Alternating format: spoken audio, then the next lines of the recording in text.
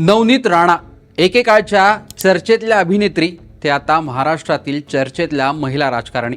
2011 साली आमदार रवी राणा यांच्यासोबत सामुदायिक विवाह सोहळ्यात लग्न केल्यानंतर त्या अमरावतीच्या सुनबाई झाल्या। रवी राणा हे सत्ताधाऱ्यांच्या बाजूने असणारे आमदार अशी त्यांची ओळख। सत्तेतील पक्ष किंवा सत्तेतील नेत्याच्या जवळ राहण्याची आतापर्यंत त्यांची भूमिका राहिलेली दिसते। नवनीत राणा यांची राजकीय सुरुवात तशी राष्ट्रवादी काँग्रेसच्या माध्यमातून झाली असं आपण थेट म्हणू शकतो, कारण 2014 साली त्यांनी जेव्हा पहिल्यांदा लोकसभा निवडणूक लढवली ती राष्ट्रवादी काँग्रेसच्या घड्याळ चिन्हावर लढवली होती। तेव्हा आमदार रवी राणा हे सुद्धा सत्तेतील राष्ट्रवादी काँग्रेसच्या जवळ होते। अगदी 2014 आणि 2019 ची निवडणूक आपण जर पाहिली तर राष्ट्रवादी काँग्रेसने रवी राणांना विधानसभा निवडणुकीतही पाठिंबा दिल्याचं दिसलं। 2019 मध्ये जेव्हा नवनीत राणा पहिल्यांदा अमरावतीच्या अपक्ष खासदार झाल्या तेव्हा सुद्धा राष्ट्रवादी काँग्रेसच्या माध्यमातून आघाडीने अपक्ष नवनीत राणांना पाठिंबा दिला होता। मात्र पुढे दिल्लीत गेल्यानंतर त्यांनी भाजपची साथ देण्याचा निर्णय घेतला आणि तिथेच त्यांची भाजपशी जवळीक वाढली आणि निर्माण झाली। लोकसभेतही अपक्ष खासदार म्हणून भाजप नेत्यांपेक्षा जास्त मोदी शहांचं कौतुक करताना नवनीत राणाच दिसल्या। पुढे आपल्याला माहिती आहे की 2024 मध्ये त्यांनी थेट भाजपमध्ये प्रवेश करून निवडणूक लढवली, मात्र त्यांचा तिथे पराभव झाला। दुसरीकडे त्यांचे पती रवी राणा मात्र थेट भाजपमध्ये न येता त्यांच्या युवा स्वाभिमानी पक्षाकडून आमदार झाले। यावर आता हे लक्षात येतं की राजकीय कारकीर्द अशी त्यांची सत्तेकडेच राहिलेली दिसून येते। अपवाद फक्त त्याला ठाकरेंशी केलेले 2 हात एवढाच आहे।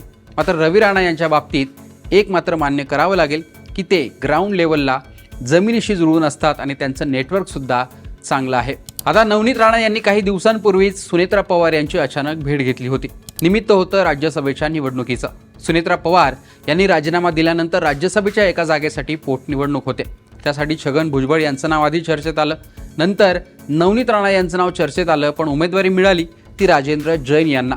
खरं तर जो कोणी खासदार होणार आहे त्याला 6 वर्ष नाही तर केवळ 2 वर्षच या पदावर बसता येणार आहे, कारण या जागेचा कार्यकाळ हा जुलै 2028 पर्यंतच राहणार आहे, त्यानंतर तो संपेल। 2028 मध्ये पुन्हा संधी मिळाली तर तो आणखीन 6 वर्षांचा कार्यकाळ असेल, पण तोपर्यंत राजकारण कसं बदलतं ते पाहणं महत्त्वाचं असेल, कोणी ते सांगू शकत नाही। 2022 ते 2028 इतका कार्यकाळ असलेली ही राज्यसभेची जागा जी आधी प्रफुल्ल पटेल यांनी जिंकली होती, त्यानंतर त्यांनी राजीनामा दिला, सुनेत्रा पवार तिथे राज्यसभेवर गेल्या, आता राजेंद्र जैन हे तिथे जात आहेत। तिथे ती जागा राष्ट्रवादी काँग्रेसकडून भाजपकडे येणं तसं शक्य नाही, पण त्यासाठी प्रयत्न झाल्याचा दावा राणा यांच्याकडून करण्यात आलाय। नवनीत राणा यांनी पोस्ट लिहिली आहे, त्यात त्या म्हणतात की आधुनिक भारताची उभारणी करणारे भारताचे यशस्वी पंतप्रधान नरेंद्र मोदी साहेब, निर्भीड व कणखर गृहमंत्री अमित शहा साहेब, महाराष्ट्राचे कार्यसम्राट व जननायक मुख्यमंत्री देवेंद्रजी फडणवीस साहेब यांच्या मार्गदर्शनात यांच्या नेतृत्वात भारतीय जनता पार्टीचं काम करणारी मी प्रामाणिक आणि निष्ठावान कार्यकर्ता आहे। कोणत्याही पदासाठी मी आपली विचारधारा बदलणार नाही। मी सदैव भारतीय जनता पक्षाचं कार्य प्रामाणिकपणे करत राहील। आमचे मार्गदर्शक आणि महाराष्ट्राचे मुख्यमंत्री देवा भाऊ यांनी उपमुख्यमंत्री सुनेत्रा वहिनी पवार यांना ही जागा भारतीय जनता पार्टीला सोडण्याबाबत विनंती केली होती, मात्र अपरिहार्य कारणास्तव ते शक्य झालं नाही। आदरणीय सुनेत्रा वहिनी पवार, पारदादा पवार यांनी मला राज्यसभेवर पाठवण्याबाबत इच्छा व्यक्त केली होती। माझ्या कार्यक्षमतेवर विश्वास दाखवत त्यांनी माझा विचार केला, याबद्दल मी त्यांची मनपूर्वक आभारी आहे। मात्र राज्यसभेची उमेदवारी स्वीकारण्यासाठी राष्ट्रवादी काँग्रेस पक्षात प्रवेश करण्याची अट मला मान्य नव्हती, त्यामुळे मुख्यमंत्री देवेंद्र फडणवीस साहेब यांच्या सूचनेवरून मी सुनेत्रा वहिनी अजितदादा पवार यांची प्रत्यक्ष भेट घेऊन राष्ट्रवादी काँग्रेस पक्षाची राज्यसभेची जागा भारतीय जनता पक्षाला सोडण्याची विनंती केली होती, परंतु काही कारणास्तव हे शक्य झालं नाही। तरी देखील माझ्यावर विश्वास ठेवून मला राज्यसभेची संधी देण्याचा विचार केल्याबद्दल सुनेत्रा पवार आणि पार्थ पवार यांची मी आभारी आहे, अशी पोस्ट नवनीत राणा यांनी लिहिली। आता या पोस्टमधून हे लक्षात येतं की या राज्यसभेच्या जागासाठी नवनीत राणा आणि रवी राणा हे प्रयत्न करत होते, हे खरं आहे, पण पडद्याआड काय घडलं याचा अंदाज बांधणं कठीण आहे। एकतर सुनेत्रा पवार ही जागा भाजपला देतील अशी भोळी अपेक्षा राणा दाम्पत्याने ठेवली आणि हे प्रयत्न केले गेले, किंवा सुनेत्रा पवार पार्थ पवारांनी ना भाजप ना राष्ट्रवादी कुठूनच उमेदवारी देणार नाही, पक्षातीलच एखाद्या सदस्याला उमेदवारी देऊ असं सांगून विषय संपवला असावा।